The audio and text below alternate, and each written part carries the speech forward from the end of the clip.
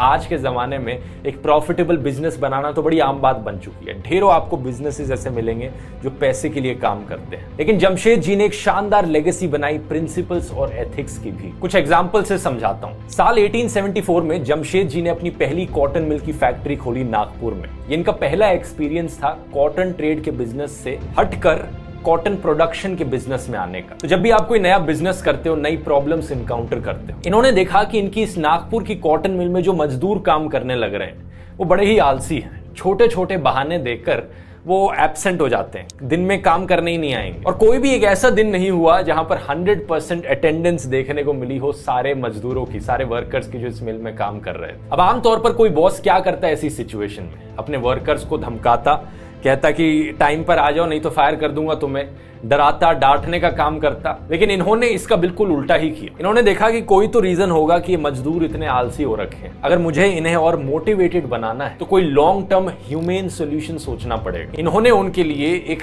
General provident fund बनाया, ये ensure करने के लिए कि रिटायरमेंट के बाद भी इन मजदूरों को पेंशन मिलती रहे। इसके अलावा इन्होंने एक इंश्योरेंस स्कीम स्टार्ट करी। अगर कोई भी एक्सीडेंट होता है किसी मजदूर के साथ तो उसकी मेडिकल कॉस्ट इस एक्सीडेंट की वजह से कवर करी जाएगी कंपनी के द्वारा। इतना ही नहीं, इसके अलावा इन्होंने फैमिली डेज रखे, स्पोर्ट्स डेज रखे, जिससे कि सारे मजदूर अपनी फैमिलीज को लेकर आए, एक दूसरे के साथ करीब हुए और उनमें एक कम्युनिटी की फीलिंग बने। ये सारी चीजें आपको सुनकर लगेगा कि आज तो बड़ी आम बात है ये, लेकिन याद रखिए कि किस जमाने में हो रही थी। बाकी दुनिया में 1800s के टाइम में वर्किंग कंडीशंस बहुत बुरी हुआ करती थी। इसकी बात मैंने डिटेल में करी थी कम्युनिज्म और कैपिटलिज्म वाले वीडियोस में। लिंक डिस्क्रिप्शन में डाल दूंगा ताकि आप बाद में जाकर देख सको। और कमाल की बात यहां पर यह थी कि ये खुद से खर्चा कर रहे थे इन सब चीजों का। अच्छा, फिर साल 1861 में क्या हुआ? अमेरिकन सिविल वॉर की शुरुआत हो गई। इनडायरेक्टली ये जमशेद जी के बिजनेस के लिए एक अच्छी खबर थी।